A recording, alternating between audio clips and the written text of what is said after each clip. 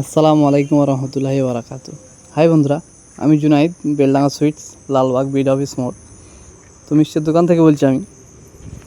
তো আজকে মঙ্গলবার, তো খুবই রাত্রে গরম ছিল, তো ঘুমটা সেভাবে হয়নি, যে সকালবেলায় উঠতে আমার লেট হয়ে গেছিলো। যাই হোক, 7টা বেজে গেছে। তো তাড়াহুড়ো করে মুখ ফুক ধুয়ে আমি আমার দোকানটা খুলতে শুরু করলাম। খুলে প্রথমে লাইটগুলো জ্বালিয়ে নিলাম।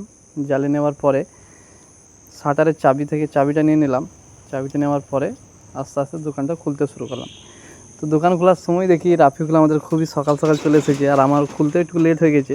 তো ওকে দিয়ে শাটারটা আজকে খোলা করালাম। আর এদিকে গাড়িটা আমার ভিতরেই ভরা থাকে, যেহেতু এখন গাড়িটা আমি বাড়ি থেকে আসা যাওয়া করে গাড়িটা নিই, তো ভরা থাকে। তা যাই হোক, গাড়িটাকেও আমরা বের করে নিলাম, খুবই ওয়েট ছিল। আর এদিকে ঝাড়ুটা আমার নিয়ে নিলাম হাতে। এটাই আমার সর্বপ্রথম দোকানটা খুলে এটা কাজ, ঝাড় দেয়া। তো এদিক ওদিক দোকানের প্রত্যেকটা জিনিস এদিক ওদিক হয়ে থাকে, আর খুবই নোংরা হয়ে থাকে, কারণ সারা দিনকার যে নোংরা দোকানের ভিতরেই থাকে। তাই এটা সকালবেলায় ভালোভাবে ঝাড়টা দিতে হয়, কারণ প্রত্যেকটা জায়গা খুঁটিনাটি ভালোভাবে পরিষ্কার হয়। আর এই কাজটা আমি ভালোভাবেই করি। তো যাই হোক, প্রত্যেকটা নোংরা আমি এক জায়গায় জড়ো করে নিয়েছি, আর এদিকে আমার ক্যাচড়ার বালতিটা পাশে আছে। তো এগুলো একটার পর একটা আমি ভালোভাবে ভরে নেব। তো এরকম সকালে এসব কাজগুলো ভালোভাবে করতে হয়, তাহলে সারা দিনটাও ভালোভাবে পরিষ্কার থাকে। আর সামনে রাস্তা, এটাও নোংরা থাকে, এটাকেও পরিষ্কার করতে হয়, আর এটা পরিষ্কার আমিই করি। আর এদিকে রাফিকুল ধোয়াধুয়ি করছিল, তো যত রকমের জগ থেকে শুরু করে প্রত্যেকটা জিনিস ওই ধুয়েছে। আর এদিকে আমাদের বিরিয়ানির দোকান থেকে টক দই মোয়া এসব নিতে আসে সকাল সকাল, তো ওদেরকেও দেওয়া হয়ে গেল। আর এদিকে আমাদের সকাল সকাল যে খাবারটা তৈরি হয় পরোটা, তো এগুলির এখন প্রত্যেকটা জিনিস বের করছি। কেউ বিরিয়ানির দোকান থেকে দই নিতে এসেছে, তো ওকেও দই আমরা দিয়ে ফেললাম। এদিকে শুরুতেই আমাদের প্যাকেটের অর্ডার ছিল। তো যাই হোক, সকাল সকাল খুবই তাড়াহুড়ো করে আমি আর নাসরাত দুজন মিলে প্যাকেটটা রেডি করে ফেললাম। খুবই স্পিডে দুজন মিলে করে ফেললাম, প্রায় 150টা প্যাকেট ছিল।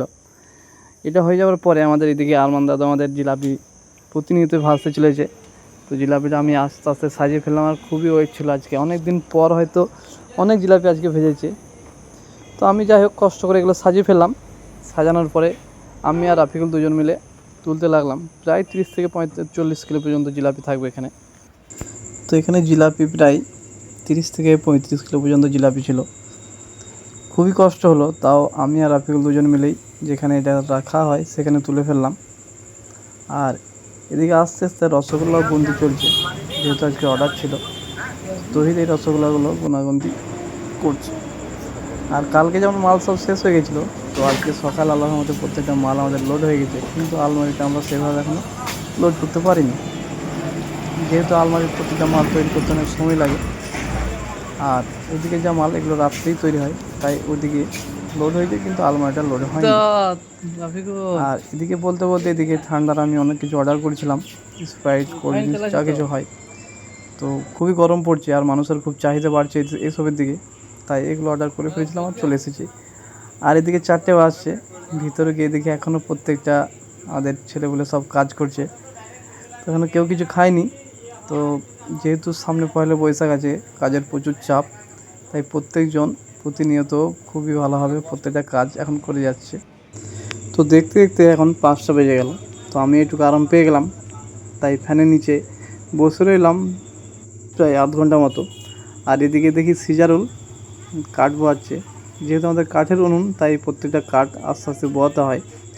তো আজকের ভিডিওটা এই পর্যন্তই, আবার দেখাচ্ছে পরের ভিডিওতে।